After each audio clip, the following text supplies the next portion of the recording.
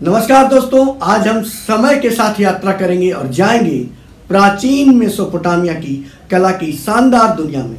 यह कला जो हजारों साल पुरानी है, हमें उस समय के लोगों की संस्कृति, धर्म और जीवन शैली के बारे में बहुत कुछ बताती है।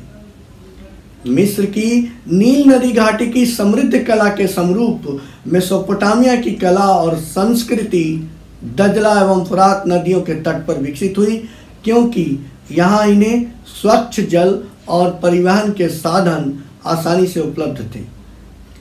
वर्तमान में यह प्रदेश इतना उजाड़ हो चुका है कि यहाँ एक भी ऐसे तथ्य विद्यमान नहीं है जिससे ज्ञात हो कि कभी यहाँ पर अत्यंत संपन्न और उन्नत संस्कृति विद्यमान थी। इजिप्ट की तरह इस संस्कृति के कला अवशेषों का संग्रह नहीं प्राप्त हुआ, क्योंकि यहाँ पर भवन बनाने के लिए पत्थर और लकड़ी पर्याप्त मात्रा में नहीं थे। यहाँ के निवासी मिट्टी के गारे से बनाई गई ईंटों से अपने लिए भवन बनाए थे, जो समय अंतराल में नष्ट हो गए।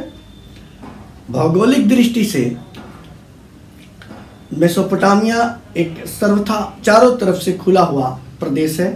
इसकी रक्षा के लिए इसकी सीमाओं पर पहाड़ और समुद्र इत्यादि नहीं है, जैसे कि भारत में हिमालय है, उत्तर में, दक्षिण में समुद्र है। ये सुरक्षा के बहुत बड़े साधन होते हैं, लेकिन मेसोपोटामिया में इस प्रकार का कुछ भी नहीं था। इस कारण यहाँ की प्रजा को हमेशा ही दुश्मनों का सामना करना पड़ा। कला के विमुक्त विकास और विलास के लिए यहाँ पर पर्याप्त संसाधन नहीं थे। मेसोपोटामिया की संस्कृति इजिप्ट की संस्कृति के समकालीन थी। इजिप्ट यानी मिस्र की संस्कृति के समकालीन थी। यह संभवतः कुछ अधिक प्राचीन ही होगी। मेसोपोटामिया के लोग बहुत अधिक परिश्रमी और लड़ाकू प्रवृत्ति के हुआ करते थे। यहाँ की कला के अध्ययन के लिए इसके जो दो प्रमुख केंद्र हैं, सुमेरिया और असीरिया से प्राप्त होते हैं। बेबीलोनिया भी इसके साथ में ही हम अध्ययन करते हैं, लेकिन अभी हम सुमेरिया और असीरिया के बारे में ही बात करेंगे। मेसोपोटामिया के दक्षिणी भाग में सबसे पहले सुमेरिया के लोग आकर रहने लगे थे। उन्होंने एक प्रकार की लिपि भी खोज की, जिसे हम सुमेरियन लिपि के नाम से जानते हैं। वे लोग ईंट के आकार की मिट्टी के आयताकार टुकड़े पर अक्षर को उत्कीर्ण करते थे। टुकड़े भट्ठी में डालकर पका लेते थे। मिट्टी के टुकड़ों पर ये जो उत्कीर्ण किया हुआ लिखावट था, ये तत्कालीन सुमेरियन सभ्यता की प्रगति की कल्पना की जाती है उनसे। अब हम कला के क्षेत्र में सुमेरियन लोगों का जो जो योगदान है उस पर चर्चा करेंगे। यद्यपि बहुत कम योगदान है, लेकिन जो भी है उसके बारे में वासुदेव शरण अग्रवाल जी ने अपनी पुस्तक भारतीय कला में भी पर्याप्त उदाहरण प्रस्तुत किए हैं। उस जमाने का सबसे उल्लेखनीय शिल्प है सुमेरियन लोगों के द्वारा निर्मित किया गया मंदिर। मीट और ईंटों से बनाए गए इस मंदिर की ऊंची मीनार पर सजावट के लिए शिल्प आकृतियां उत्कीर्ण की गई थी। यह शिल्प इजिप्ट के शिल्पों से बहुत मिलते जुलते हैं, किंतु यहाँ की मानव आकृतियां जो है वो अधिक जीवंत मालूम होती है। अब हम लोग थोड़ा और व्यापक दृष्टि से देखें। कला की दृष्टि से जो अधिक महत्वपूर्ण जिम्मेदारी वास्तव में असीरियाई लोगों ने ही निभाई। असीरिया के लोग मेसोपोटामिया के उत्तर की ओर आकर बसे थे। उन्होंने अपने लड़ाकू प्रवृत्ति के अनुरूप बड़े बड़े किले बनवाए। इन किलों की सजावट के लिए उन्होंने स्वतंत्र रूप से पत्थर के शिल्प का प्रयोग किया। किले के शिखर पर रंगीन टुकड़ों को चिपकाकर उन्होंने शोभा प्रदान की। कला के क्षेत्र में उनकी महत्वपूर्ण उपलब्धि है डिजाइन्स। इजिप्ट के कलाकारों ने इस प्रकार के डिजाइन का पहले प्रयोग नहीं किया था। डिजाइन के अलावा असीरियाई लोगों ने जो शिल्पाकृतियां भी बनाई, मूर्तियां जो बनाई, वह भी बहुत उल्लेखनीय है। इस प्रकार का एक शिल्प का रेखांकन का यह चित्र आप देखें जो तस्वीर में आपको दिखाई गई है साधारण रूप से इजिप्शियन शैली से मिलता जुलता है, लेकिन इसकी रेखाएं अधिक कोमल और स्पष्ट हैं। मनुष्य की आकृति में स्नायु यानी नसों को अधिक उभार कर दिखाया गया है और समग्र आकार में चेतना दिखती है। प्रत्येक कला की अपनी कुछ विशेषता होती है, उसकी अलग पहचान होती है। इस आकृति को देखें तो जिस प्रकार तिरछा चेहरा और पैर तथा सीधा धड़, आंखों की बनावट, ये सब इजिप्शियन कला की विशेषताएं हैं। उसी प्रकार इस तस्वीर में मानवाकृति के उभरे हुए स्नायु यानी पुट्ठे, पंख और कपड़ों के अलंकरण करने की पद्धति, डिजाइन के प्रति प्रेम, यह सब असीरिया की कला के उदाहरण और विशेषताएं हैं। असीरियन शिल्पाकृति में शिकार तथा युद्ध के ही दृश्य मुख्य रूप से बनाए गए। हर कला में तत्कालीन रोजमर्रा के जीवन की भी झलक दिखाई देती है। भारतीय कला में भी हम वैसे ही स्वरूप को पाते हैं। असीरिया की कला भी इस काल के साहसपूर्ण, कठोर और अशांत जीवन की छाया है। संपूर्ण मेसोपोटामिया की कला के 3 प्रमुख केंद्र रहे हैं: असीरियन, अक्कादी और सुमेरिया। असीरियन, अक्कादी और सुमेरिया। तो असीरियन के विषय में मैंने कुछ आपको बातें आप भी बताई। अब हम बात करते हैं सुमेर की सभ्यता के बारे में। तो सुमेर 3500 से 2000 ईसा पूर्व की विशेष सभ्यता है। सुमेरियन सभ्यता मेसोपोटामिया की सबसे पहली सभ्यताओं में से एक मानी जाती है। उनकी कला में ज़्यादातर धार्मिक विषयों और पौराणिक कथाओं को दर्शाया गया है। मूर्तियों में देवी देवताओं, राजाओं और पुजारियों को अक्सर औपचारिक तथा रूढ़िवादी तरीके से बनाया गया है, दिखाया गया है। कुछ प्रसिद्ध जो सुमेरियन कलाकृतियाँ हैं उस पे हम लोग गौर फरमाएं तो ऊर का मानव बैल 2600 ईसा पूर्व की यह एक मूर्ति है जो एक बैल के शरीर और मानव सिर के साथ बनी हुई है। यह माना जाता है कि यह मूर्ति एक देवता और राजा का प्रतीक है। इसी प्रकार 2900 से 2800 ईस्वी पूर्व के बीच का बना हुआ व्हाइट टेम्पल ऑफ ऊर, यह मंदिर अपनी सुंदर नक्काशी और मूर्तियों के लिए प्रसिद्ध रही है।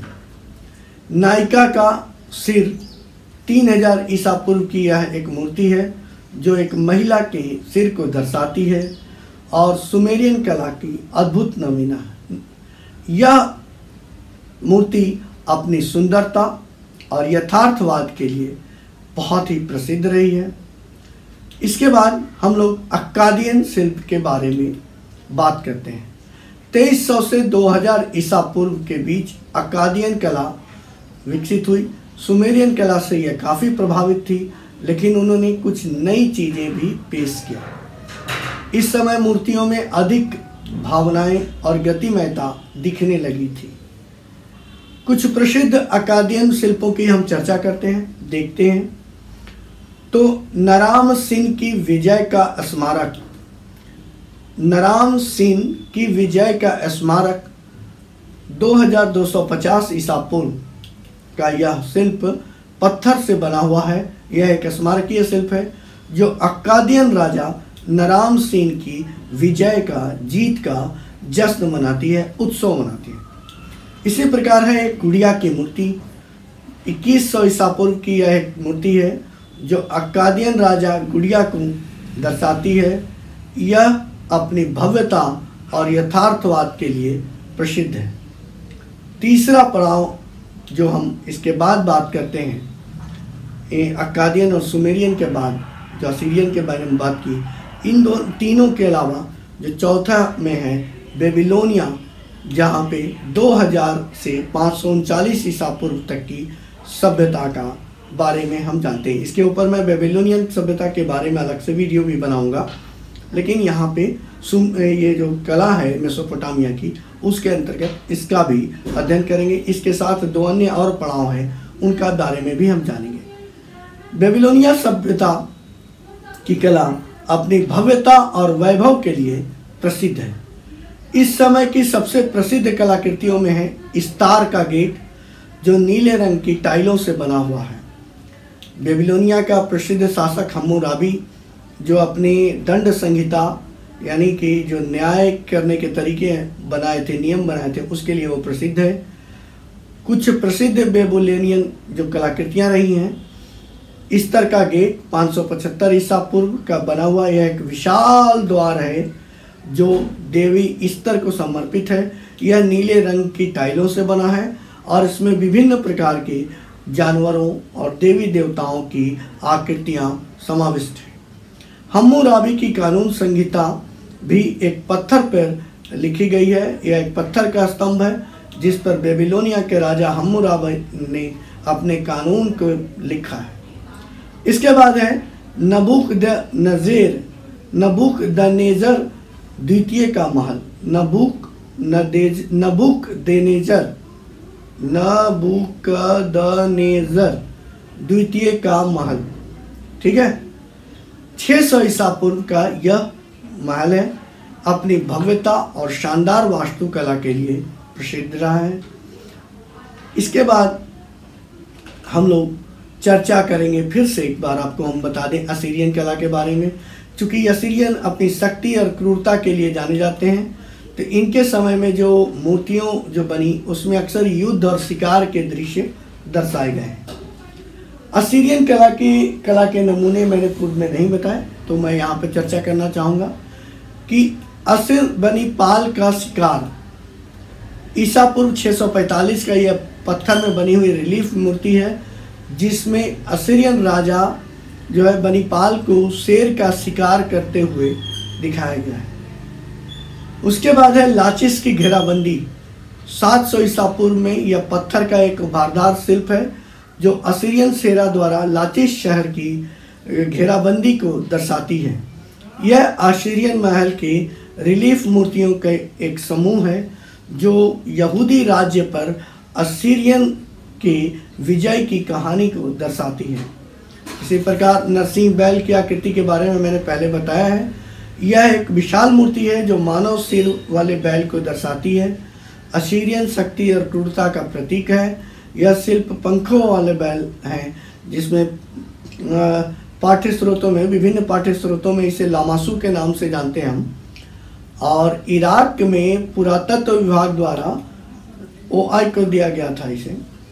असीरियन मूर्ति की खोज उत्तरी इराक में तब हुई थी जब एडवर्ड चिएरा सहित OI के पुरातत्वविद 1929 में खोरसाबाद दुर शारुकिन में खुदाई कर रहे थे। समझे? अब इसके बाद अगला पड़ाव जो है, पूरा ये जो हम पढ़ रहे हैं मेसोपोटामिया की सभ्यता का, इसका जो अगला पड़ाव है वो भी कनेक्टेड है, वो है फारस। 539 से 330 ईसा पूर्व का इसका टाइमिंग है। फारसी कला ने मेसोपोटामिया की कला को काफ़ी प्रभावित किया था। इस समय की कला में विभिन्न संस्कृतियों का सम्मिश्रण देखने को मिलता है। कुछ प्रसिद्ध फारसी कलाकृतियाँ जो हैं, हम केवल उनकी चर्चा करेंगे, जैसे पार्सेपोलिस 515 ईसा पूर्व। यह एक विशाल महल का परिसर है जो फारसी राजाओं का निवास स्थान हुआ करता था। उसके बाद है नक्श ए रुस्तम 500 ईसा पूर्व में। यह एक पहाड़ी है जिस पर फारसी राजाओं की कब्रें बनी हैं। उसके बाद पार्सेपोलिस के दरवाज़ों के विषय में मैंने पहले भी बताया। यह 515 ईसा पूर्व है। यह विशाल दरवाज़ा जो विभिन्न प्रकार के जानवरों और देवी देवताओं की आकृतियों से सजाया गया है। तो मेसोपोटामिया की कला के कुछ जो रोचक बातें हैं उसको भी मैं आपको फिर से रिपीट करता हूँ कि मेसोपोटामिया के लोग मिट्टी, पत्थर, धातु और लकड़ी की मूर्तियाँ बनाते थे। उन्होंने दीवारों पर भित्ति चित्र भी बनाए। मेसोपोटामिया के लोग गहने यानी ऑर्नामेंट और अन्य सजावटी वस्तुओं को भी बनाया, डिजाइन्स को बनाया। मेसोपोटामिया की कला ने दुनिया भर की कला को प्रभावित किया है, एकदम गहरे स्तर पर से। आशा है आपको यह वीडियो लेक्चर पसंद आया होगा। तो हमारे चैनल को लाइक करिए, सब्सक्राइब करिए और लोगों को शेयर करिए।